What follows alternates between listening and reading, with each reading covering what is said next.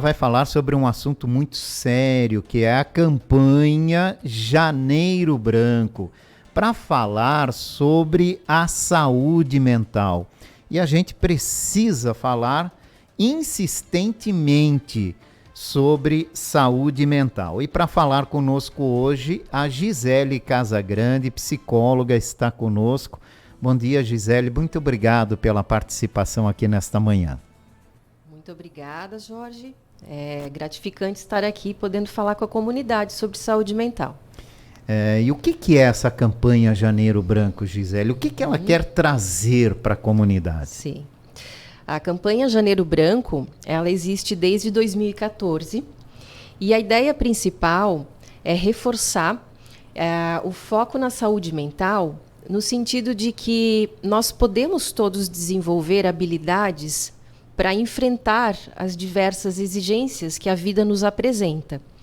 Então, a ideia é trazer conhecimento, né, acerca de como as pessoas podem estar buscando obter mais saúde mental para as suas rotinas, né, para as suas vidas, através de algumas atividades, né, ou outras situações também que a gente pode falar um pouquinho mais adiante. Quando a gente fala de saúde mental, ao que estamos nos referindo? Então, a gente fala sobre saúde mental muitas vezes com a ideia de que existe uma divisão entre saúde física e mental, né? Na verdade, as duas são, digamos, codependentes, elas dependem uma da outra, né? Então, se não existir saúde mental, a saúde física também ela é de alguma forma prejudicada. Ao mesmo tempo, se a saúde física também não estiver boa, a saúde mental ela também tem consequências com isso, né? Então, assim, é importante a gente ter em mente que essas duas coisas andam juntas, e que sempre que a gente fizer algumas coisas, né, algumas estratégias de enfrentamento para nos ajudar a lidar tanto com a saúde física e mental, a gente está, digamos assim, trazendo benefícios de modo geral para a nossa vida. Então é muito importante a gente ter uma atenção toda especial também para a saúde mental, né? Assim como temos muitas vezes com a questão física. Sim, exatamente. A saúde mental, principalmente, ela vem sendo muito discutida em relação a bem-estar, né? Como nós estamos trabalhando a nossa capacidade de estar bem diante das situações que a gente vive. Então, para isso, a gente tem recursos, né? Temos técnicas que não necessariamente dependem dos tratamentos convencionais para a saúde mental, que são com psicólogo, com psiquiatra.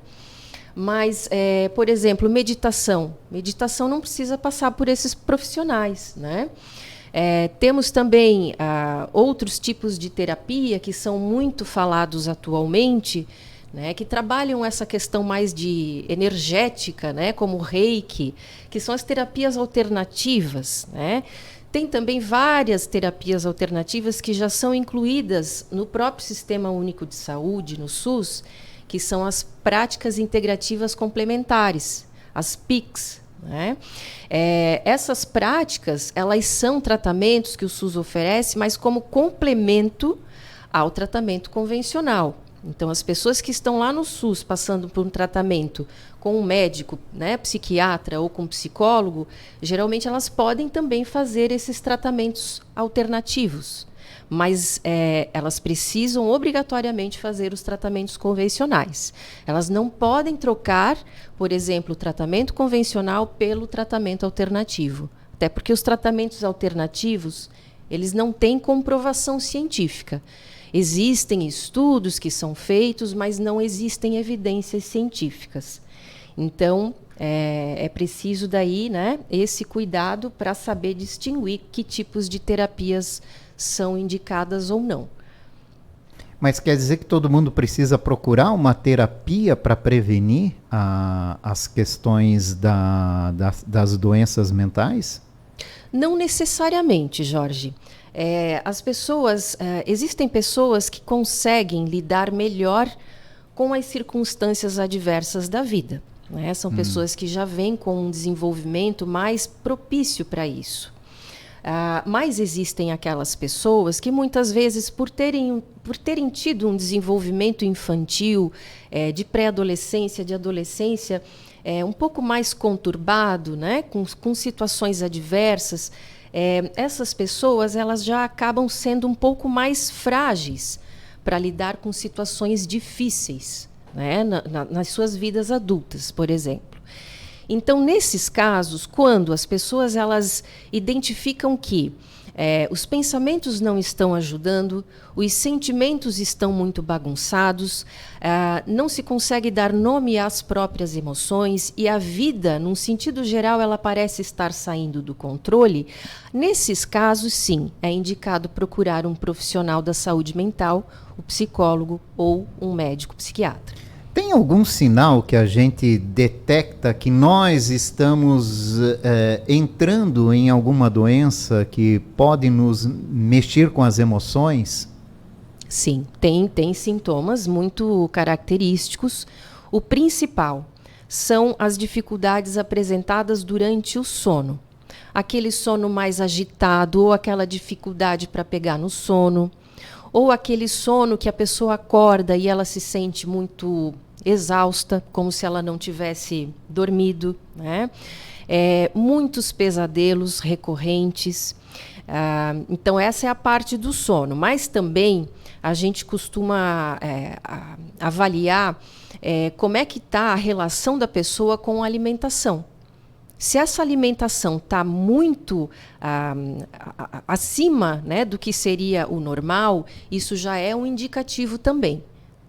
Isso, inclusive, é uma informação importante para que os familiares dessas pessoas também que convivem junto, né, que estão ali junto, saibam disso, porque em muitos casos de doenças mentais, são as pessoas que convivem que percebem que tem algo errado com aquela pessoa e são essas pessoas que melhor podem observar esses sintomas, né?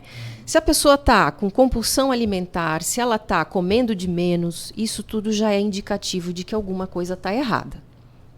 Tá? E a gente tem que cuidar com isso. Isso mexe muito com a vida da pessoa, né? Sim. E justamente sono e alimentação, por quê?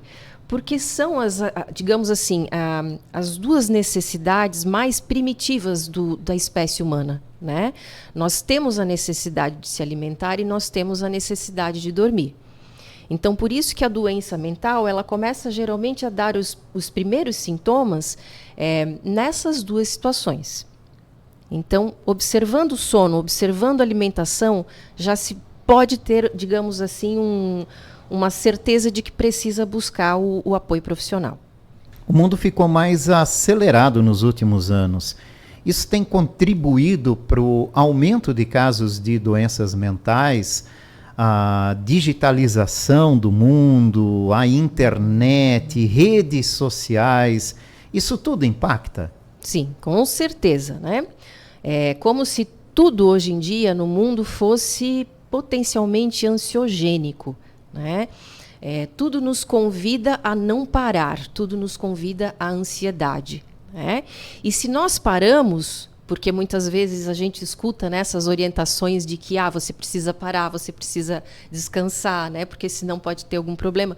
Apesar disso, quando a pessoa para, ela enfrenta um sentimento de culpa por não estar seguindo no ritmo que o mundo está propondo. É verdade, né? E assim, e outra preocupação também é se desatualizar, né? Sim, também isso, né? É como se hoje, como todos os conteúdos, eles mais ou menos foram centralizados nas redes sociais, na internet, isso causa um sentimento de dependência, né? E quando a gente fala de dependência, a gente pode comparar esse nível de dependência, muitas vezes, até com o mesmo mecanismo de dependência de uma droga, né? Só vai mudar, digamos, o personagem. Ao invés da droga, né, a dependência é ali desse conteúdo da internet, E como tem gente dependente disso, né? Muito. Não só dependente, né? Muitos pais reclamam que os filhos são viciados em jogos, mas como muitas pessoas Sim. são dependentes de redes sociais Sim. também, né? Sim, sim. Tem aquela dependência que é das pessoas que trabalham com rede social, que elas precisam disso ali como uma ferramenta, né? E precisam administrar isso, mas tem muito mais a dependência das pessoas que consomem esses conteúdos. Então, esses conteúdos, eles passam a ser entendidos pelas pessoas que consomem como direcionadores. Né? A gente vê aí, né, os influencers, o quanto as pessoas se deixam levar por suas opiniões, né? E as pessoas começam a entrar num estado mental de anular as próprias opiniões, as próprias escolhas e simplesmente abraçar aquilo que o influencer está recomendando. Né? Então está se perdendo esse senso de autonomia. Né? É verdade. Como é que a gente controla a ansiedade? Como é que a gente mundo tão ansioso Sim. como esse de hoje, né? Sim. Assim, eu costumo recomendar, isso é uma queixa muito comum que eu vejo no consultório, como eu já tenho 20 anos de experiência, a ansiedade ela é um dos sintomas mais apresentados. Geralmente, quando a ansiedade, digamos assim, ela ainda consegue ser controlada pela pessoa, ela pode tentar driblar isso fazendo atividade física, né? Porque a ansiedade ela apresenta essa necessidade de inquietação física, né? A pessoa precisa estar em movimento. Então, de alguma forma, a atividade física ela vai ajudar a pessoa a descarregar essa energia que ela tem ali no corpo, né? Uma outra atividade muito indicada seriam as atividades propostas para a meditação, né, que trabalham o foco, a concentração. Né? Porém, são todas essas atividades um pouco difíceis para o ansioso, né, para a pessoa que está enfrentando um nível de ansiedade de médio a grave. Né?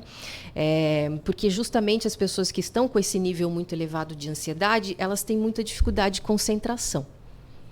Então, essas atividades que são voltadas para a atenção plena, como é a meditação, mindfulness, geralmente elas vão apresentar uma dificuldade para essas pessoas. E aí as pessoas tendem a desistir.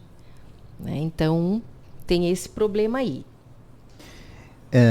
Hoje também é comum, infelizmente, até a gente fala assim, né, a gente ver crianças já depressivas, né? Sim. Adolescentes depressivos. Sim.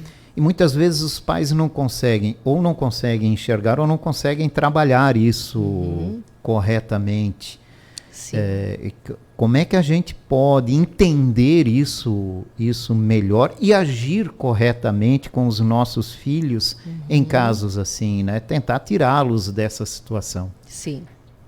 Eu acho que atualmente a gente está falando principalmente dos fatores que envolvem o uso da tecnologia já desde cedo, né?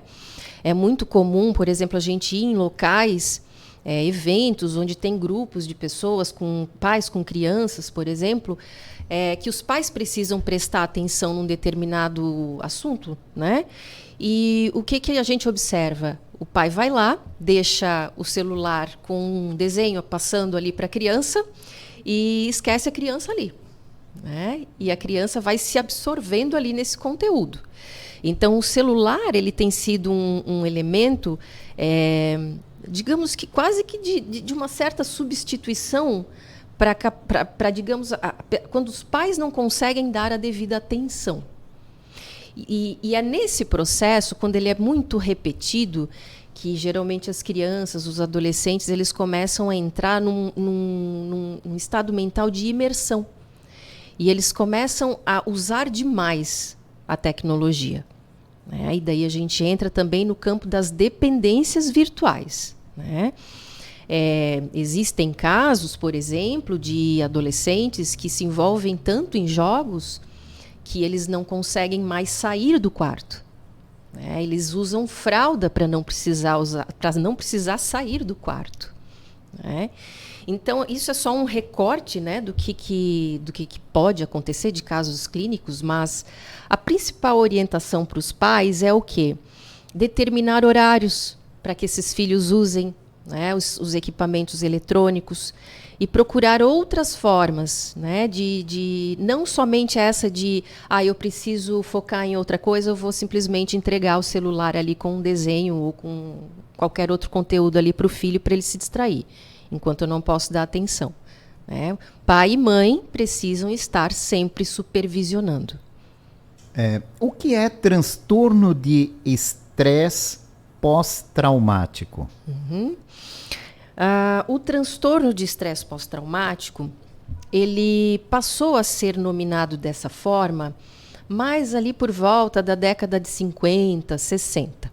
Antes ele era muito conhecido como a famosa neurose de guerra, né? Então, os estudos relacionados ao transtorno de estresse pós-traumático, eles começaram principalmente após a guerra, a Segunda Guerra Mundial em especial.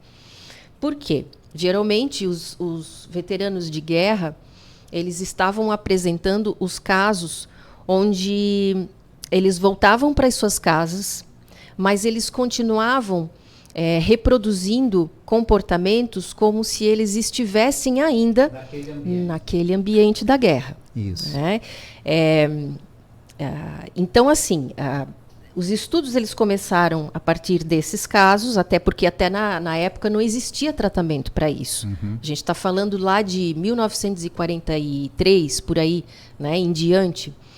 Então, a partir do momento que começou a se ter mais estudos a respeito disso, né, do transtorno de estresse pós-traumático, de como tratá-lo, as dificuldades encontradas, é que se avançou nos tipos de tratamento específicos. Hoje, o transtorno de estresse pós-traumático ele tem 2 principais tratamentos específicos reconhecidos pela Organização Mundial da Saúde, né?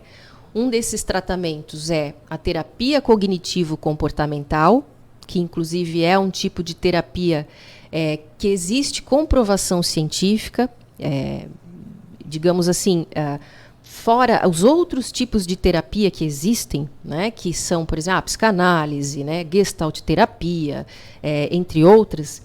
A terapia cognitivo-comportamental é a única que tem comprovação científica. E tem também a terapia EMDR, que é uma terapia, digamos, mais recente, mais moderna, embora ela tenha ali uns 30 anos já de existência. Então, essas 2 terapias são as terapias recomendadas pela Organização Mundial de Saúde no tratamento do transtorno de estresse pós-traumático. E o que é mais comum hoje em dia, né, no mundo que nós vivemos hoje, né, que pode gerar um trauma psicológico? Existe um estudo chamado ACE. A sigla dele é ACE. Esse estudo ele demonstrou que as pessoas até os 18 primeiros anos de vida que foram expostas a situações adversas, ou seja, o que são essas situações adversas? Situações muito difíceis de vida, né? Por exemplo, ficaram expostas a situações de violência, né? Conviveram com pessoas com transtornos psiquiátricos, presenciaram pessoas sendo agredidas, ou se sentiram fortemente desamparadas durante esses primeiros 18 anos de vida, entre outras situações, né? Eu não vou citar todas aqui porque são muitas.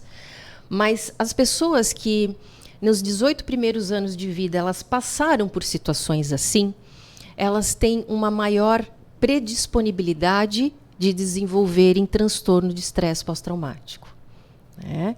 Porque são pessoas que, por terem vivido essas situações, ali na sua infância, adolescência, até os 18 anos, elas já, de alguma forma, ficaram marcadas por algum trauma. Então, isso afeta, inclusive, o funcionamento neuroquímico do cérebro.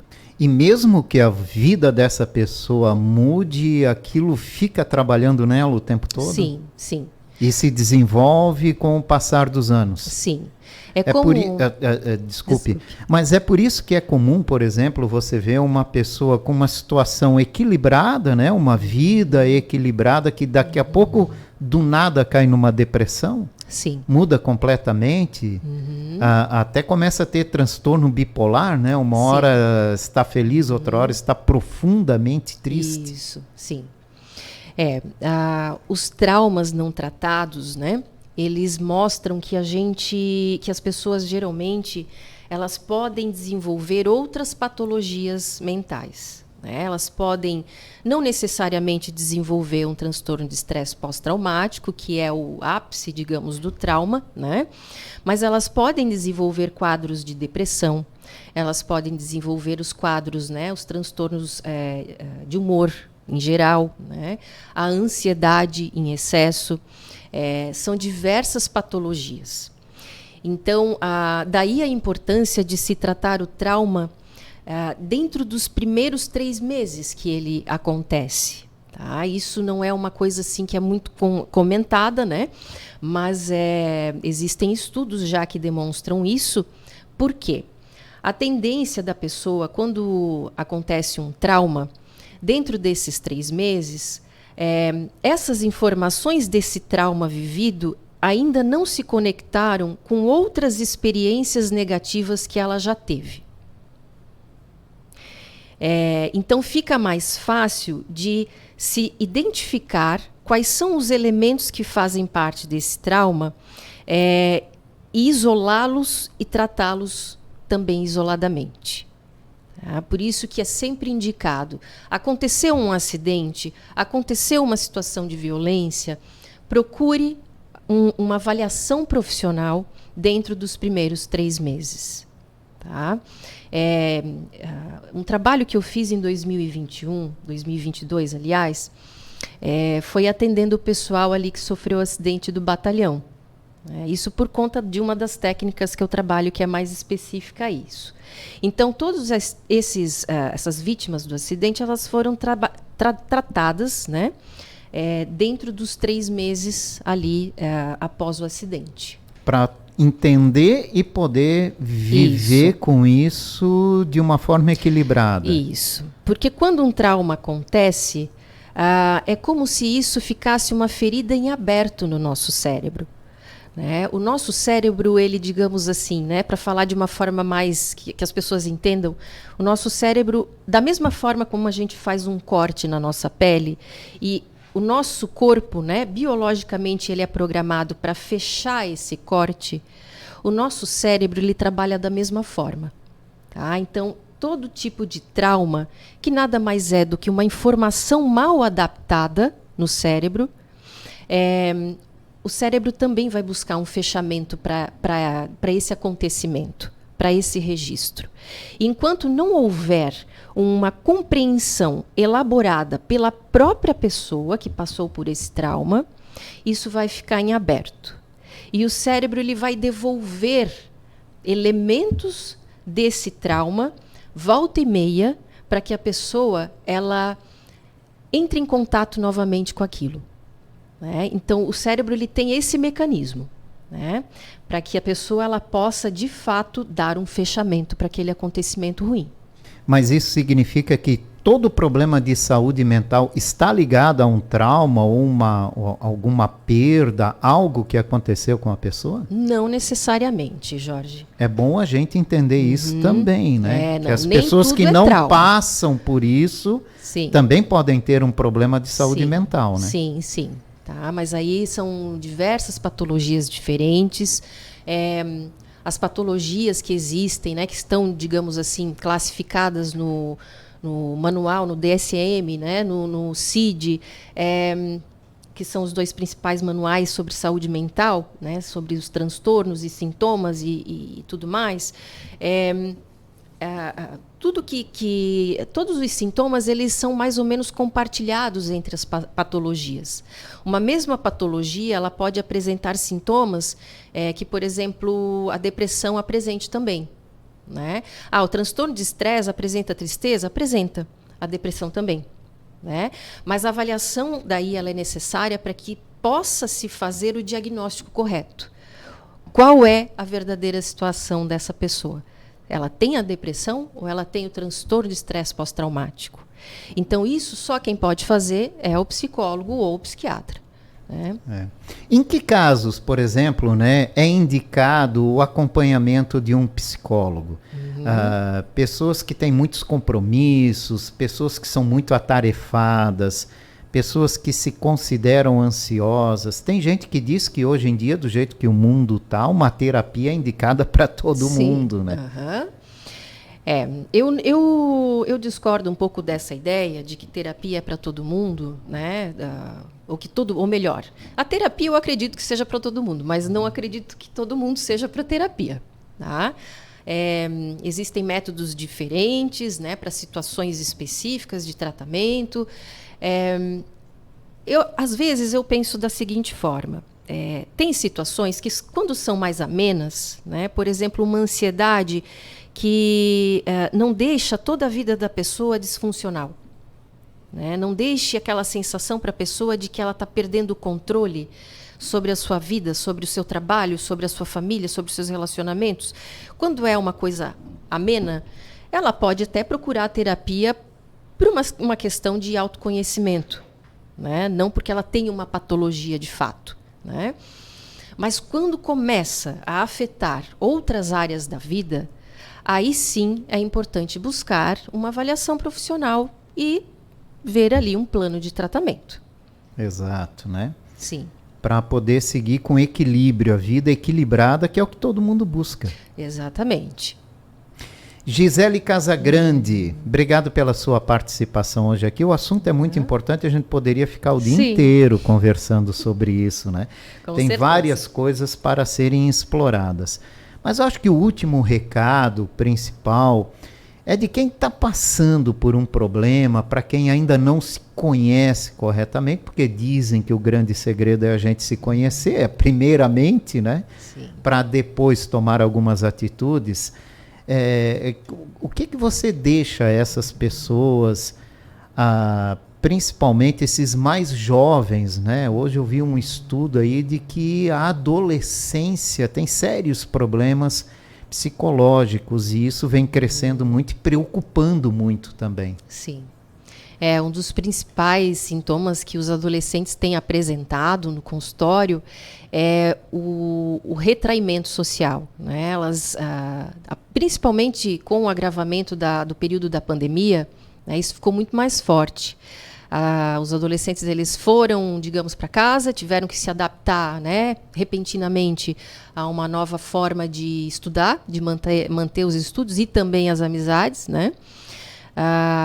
Mas agora esse retorno para as aulas presenciais tem sido um grande problema. É como se agora os adolescentes eles não quisessem mais voltar para esse método, digamos, presencial. Isso traz a ideia de que houve uma limitação nessa habilidade de interação social. Então, nesses casos, eu recomendo sim, né, uma busca por um profissional da saúde mental para fazer um plano de tratamento e trabalhar essa habilidade social de interação nesses meios presenciais. Obrigado pela sua participação, uma ótima semana e obrigado pelas informações aqui. Quem quiser mais informações com você, como é que pode fazer? Eu não tenho rede social, né? Eu tenho apenas o meu contato de celular, que é no telefone, no WhatsApp 47 999220209. E também atendo no edifício Columbia Center, aqui no centro, pertinho do Santa Isabel. Obrigado pela participação, Gisele. Eu que agradeço. Uma boa semana a todos. Eu conversei com a psicóloga Gisele Casagrande para falar sobre saúde mental, o transtorno do estresse pós-traumático e o Janeiro Branco, né? Esse mês que é dedicado a falar mais sobre a saúde mental.